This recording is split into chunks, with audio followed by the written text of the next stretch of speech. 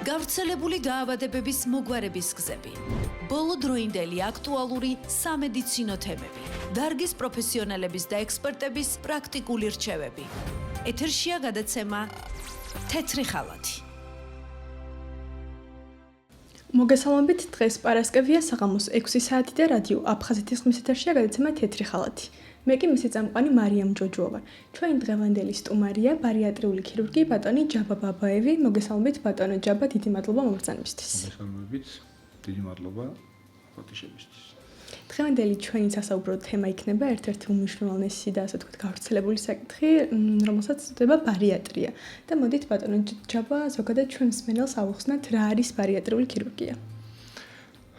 ბარიატრიული ქირურგია ეს არის ქირურგიის ერთ-ერთი დარგი, საკმაოდ ახალგაზრდა, სხვა ქირურგიის სხვა დარგებთან შედარებით, რომელთაც ვეუძით ჭარბწონას, ორბიტულ სიმსუქრეს.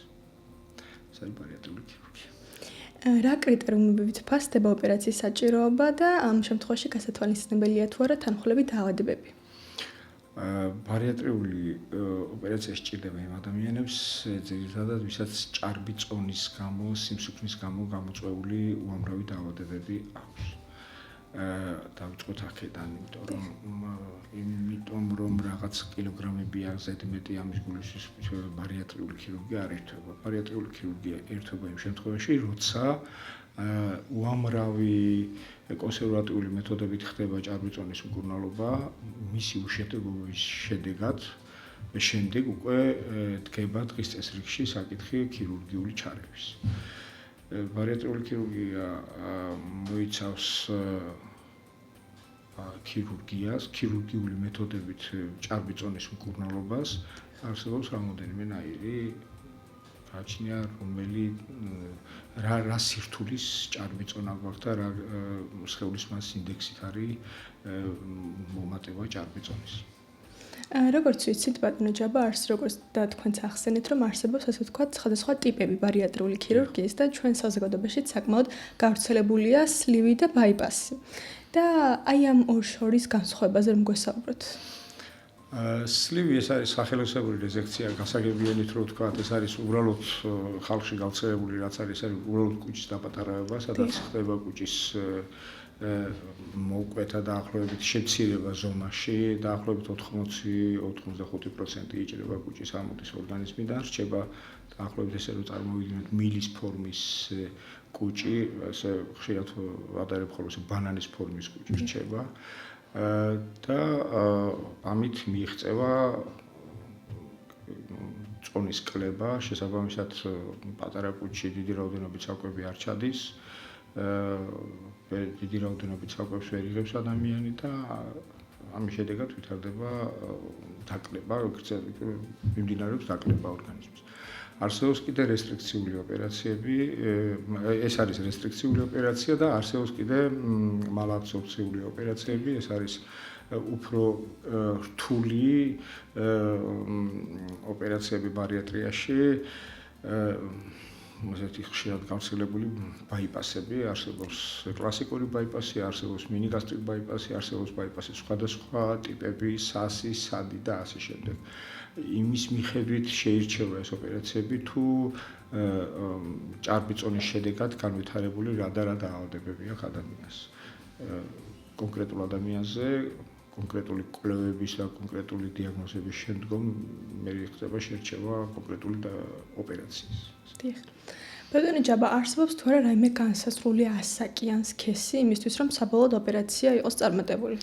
ხეთ ოპერაციის წარმატებისთვის ასაკი და სქესი არ არსებობს. უბრალოდ არსებობს ასაკი, საიდანაც იწყება ბარიატრიული ქირურგია და არსებობს ასაკი, სადაც უკვე აღარ შეიძლება ბარიატრიის გაკეთება. ცნობილი იყო ასე და ასე იყო, რომ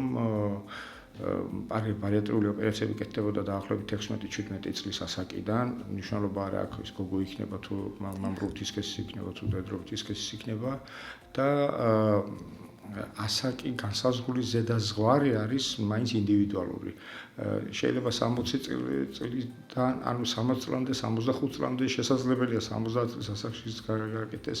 უბრალოდ რამდენად დამძიმებულია პაციენტის მდგომარეობა ამ ჭარბი წონის რის ფაქტორების გათვალისწინებით. თუ დიდი რისკებია, რა თქმა უნდა, არ კეთდება.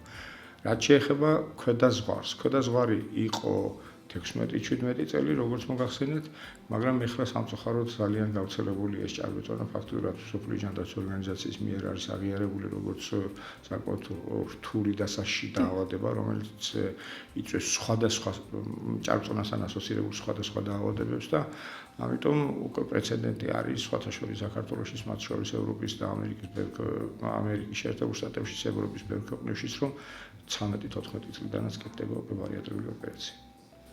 და დაახლოებით ბატონო ჯაბა რამდენ კილოგრამს იკლებს პაციენტი და რა დროში ხდება ეს წონის კლება? ესაც ინდივიდუალურია, წონის კლება იმაზეა დამოკიდებული, რამდენი კილოგრამია ადამიანი, რამდენად არის, ჭარბი წონა არსებობს, როგორც ვთქვათ, კილოგრამებზე არ არის დამოკიდებული, ეს არის დამოკიდებული, შერჩევა პაციენტის სხეულის მასის ინდექსის მიხედვით, BMI-ის მიხედვით. BMI-ის გამოთვლა თავისუფლად შესაძლებელია ნებისმიერმა ადამიანმა Google-ში შეიყვანოს თავისი წონა, სიმაღლე და Google-ი დაუთვლის პირდაპირ სხეულის მასის ინდექსი რამდენია. სხეულის მასის ინდექსიდან გამომდინარე ხდება შერჩევა ოპერაციის 35-დან უკვე შესაძლებელია 30-დან 35 სხეულის მასის ინდექსამდე თუ არის ნახვლები დაავადებები გართულებული შაქრიანი დიაბეტით და ასე შემდეგ შესაძლებელია რომ დავსვათ ეს დღის საკითხად ბარიატრიული ოპერაცია და 35-ის შემდგომ უკვე 40-დან 50-დან მით უმეტეს ნახვლები დაავადებების საკითხად არ არის საჭირო, იმიტომ რომ ეს თვითონ ჭარბი წონა იმდენად დისკომფორტს იწვევს ორგანიზმში, ამიტომ ჯობია რომ გაკეთდეს უკვე დღის წესრიგში დაისვას ბარიატრიული ოპერაციის გაკეთება. რაც შეეხება წონის კლებას, ესაც ინდივიდუალურია, როგორც გითხარით, რაც უფრო დიდია ადამიანი, წონით უფრო მეტს იკლებს. და წონის კლება ოპერაციიდან გრძელდება. ოპერაციამდე აუცილებლად უნდა მოხდეს რაღაც რაოდენობა იმისა მიხედვით, რა სხეულის მასის ინდექსია, რაღაც რაოდენობა კილოგრამების დაკლება, რომ მომზადდეს პაციენტი ოპერაციისთვის და ოპერაციის შემდგომ ყოფილა შემთხვევები 100-150 კილოგრამის დაუგია. დიახ. ადამიანებს. პოსტოპერაციულ პროცესებზე რომ გადავიდეთ, ბატონო ჯაბაი, მაგალითად ოპერაციის შემდეგ არსებობს თუ არა განსაზღვრული დიეტა ამ პაციენტებისთვის და რას მოიაზრებს იგი?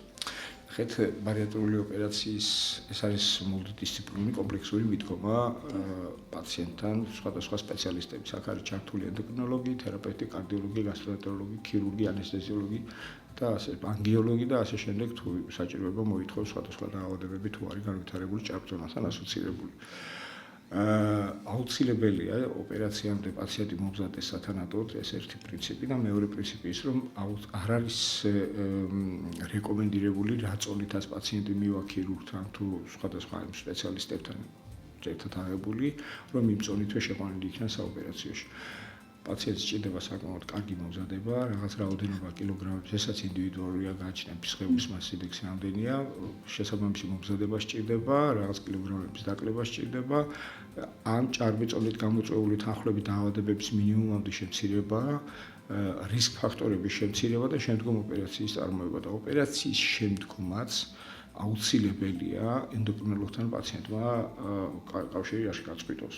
იმიტომ რომ ოპერაციის შემდგომ სჭირდება მას დიეტა, აუცილებლად რა თქმა უნდა ძალიან კარგი იქნება თუ ენდოკრინოლოგი იქნება პარალელურად ნუტრიციოლოგიც, რომ ნუტრიციული პრობლემები რომ მოუგვაროს პოსტოპერაციულ, იმიტომ რომ მას აქვს ეტაპები გასავლელი, არის 2 კვირიანი, 3 თვიანი, 6 თვიანი, 9 თვიანი, 12 თვიანი და დაახლოებით წელიწად-ნახევრის განმავლობაში ჩვენ ვცდილობთ რომ პაციენტებთან კონტაქტი არ დაირღვეს, რომ მუდმივად ჩვენთან კონტაქტზე იყვნენ, იმიტომ რომ საკმაოდ ისეთი კარგი მოვლა სჭირდებათ ეს ეტაპები კარგად უნდა გაიაროს, რომ თავის თავს ზარალი არ მიაყენოს პაციენტმა, შეიძლება ის მიირთვას, რაც არ არის რეკომენდირებული და ამით დაიზარალოს თავის. ძირითადად რა პოსტოპერაციული გართულებები შეიძლება მოყვეს ბატონო ჯაბა ამ ოპერაციას და მათი პრევენციაც როგორ? აი მაგას ვამბობდი, რომ ძალიან დიდი მნიშვნელობა აქვს პრეოპერაციულად პაციენტის კარგად მომზადებას, ოპერაციის შემდგომ თვითონაც უნდა იცოდეს რიზაზე მიდის, იმიტომ რომ ყველა ოპერაციას მოგეხსენებათ აქვს სამწუხაროდ რაღაც გართულებები, რისკები, რისკ ფაქტორები და ეს რისკ ფაქტორები მინიმუმამდე უნდა იქნას დაყვანილი, რომ ოპერაციაზე უსაფრთხოდ შევიდეთ და უსაფრთხოდ გამოვიდეთ, ხო? და პოსტოპერაციული გართულებები როგორც აბსოლუტურად ყველა ოპერაციას, ქირურგია რაც არსებობს ეს პოსტოპერაციული გართულებები არსებობს და მინიმუმამდე კიდევ ერთხელ უნდა დავიყვანოთ თრომბოემბოლიასის ხლდენა, აბსცედირება, ნაკერის უკმარისობა და ასე შემდეგ ეს შესაძლებელია რომ განვითარდეს. ამიტომ არის რომ პაციენტი კარგად უნდა იქნეს მომზადებული და ამიტომ არის რომ პაციენტმა პოსტოპერაციულად კავშირი არ უნდა გაწყვიტოს ექიმთან, რომ მის იმ ხანმოკლე პერიოდში მე ასე ვამბობ ხოლმე ხშირად რომ ხანმოკლე პერიოდში ყველა მედიცინა არის ის პაციენტები აბსოლუტურად მედიცინასთან შეხება არ აქვს, სამედიცინო განათლება არ აქვს, რომ ის მინიმალური სამედიცინო განათლება ჩვენ იმ პერიოდში რაღაცნაირად მივაწოდოთ პაციენტს, რომ ჩვენთან მუდმივად კონტაქტზე იყვნენ, როგორ უნდა მოიქცნენ, როგორ უნდა უვლიდნენ თავიანთ თავს. დიახ. და საბოლოოდ ბატონო ჯავა, ასე ვთქვათ, შეჯამების სახით, რომ უთხრათ ჩვენს მსმენელს, არის თუ არა ბარიატრიული ქირურგია საბოლოო გამოსავალი და რა რჩევებს მისცემთ მათ? ნახეთ, ბარიატრიული ქირურგიის შემთხვევაში, როცა მიდგება საქმე უთქის ესრიგში დგება უკვე ბარიატრიული ქირურგია, პაციენტი აუცილებლად ფსიქოლოგიურად უნდა იქნეს მომზადებული, იმიტომ რომ ფსიქოლოგი არის ჩართული ამ პაციენტების მომზადებაში და პოსტოპერაციულ პერიოდში. აუცილებლად უნდა იქნეს თვითონ პაციენტმა უნდა იცოდეს რასთან აქვს საქმე, რა რისკებთან აქვს საქმე და ასე უნდა მიდიოდეს ამ ოპერაციაზე, რა თქმა უნდა, კიდევ ერთხელ აღნიშნავ, რომ მინიმუმამდე დაყვანილი უნდა იქნეს პაციენტთან შეთანხმებით. და პოსტოპერაციულ პერიოდში გააკონტროლოს თავისთავად. ექიმთან ერთად არსებობს ძალიან ბევრი პაციენტი, რომელსაც მე აქვე მინდა რომ აღნიშნო რა აუცილებლად უნდა ხშირად მიწევს ხოლმე პაციენტებთან ამაზე საუბარი და მინდა რომ ხაზგასმით აღნიშნო რატომღაც მთელ მსოფლიოში და მათ შორის საქართველოში რაღაც ტრენდად იქცა ბარიატრიული ქირურგია, ეს ასე არ შეიძლება იყოს, არ შეიძლება რომ იყოს. რამოდენიმე პაციენტთან მქონდა ახლა შეხება, რომლებმაც უბრალოდ დღეს დილით ავდიქი და სარკეში ჩავიხედე რაღაცა ინფორმები არ მომეწონა და ამის გამო მივედი ოპერაციის გასაკეთებლად ეს წარმოუდგენელი არ შეიძლება არსებობს ესეთი სასწორის ორპინაზე რო დავდოთ ვთქვათ რისკები და გართულების რისკები და თვითონ სიმსუქნის რისკები. მინდა რომ ხაზგასმით დავნიშნო. სიმსუქნის რისკები თუ ამ გართულებების რისკს აღემატება, აუცილებლად უნდა გაიკეთოს ოპერაცია. მაგრამ სიმსუქნის რისკები, სიმსუქნეს და არ ქმნებს პაციენტი, ამიტომ რომ ჩვენ რო უყურებთ, რომ სიმსუქნე არ არის, ფორმები არ მოეწონა თავისი, ამიტომ მივიდა ექიმთან, თუ არ აღემატება, არ არსებობს მათ ქირურგია არ შეიძლება განხილული იქნას და ამიტომ მინდა რომ მოუწოდო აბსოლუტურად ყველა ადამიანს რომ ეს არ არის ის რომ მივა დღეს ოპერაციას გაიკეთებს ხვალ როგორც გუნდა ისე მოიქცევა და ის ახლა ვიღაცამ ჯაბამ თუ ვიღაცამ მოიქნია ჯადოსნური ჯოხი და ის ამით დაიკლებს არავითარ შემთხვევაში თუ არის ჭარბწონასთან ასოცირებული რისკები, ჭარბწონასთან ასოცირებული დაავადებები, მათ შორის შაქრიანი დიაბეტი და ასე შემდეგ და ასე შემდეგ, უამრავი დაავადებები არსებობს. ამ შემთხვევაში დღეს ეს რიგში კი ბატონო უნდა დადგეს და ჩვენი რეკომენდაციაც არის, რომ აუცილებლად უნდა გაიკეთონ ოპერაცია. დიდი მადლობა ბატონო ჯაბა, თქვენ მობრძანებისთვის და ასე ნამდვილად აქტუალურ თემაზე საუბრისთვის. მადლობა მოწვევისთვის.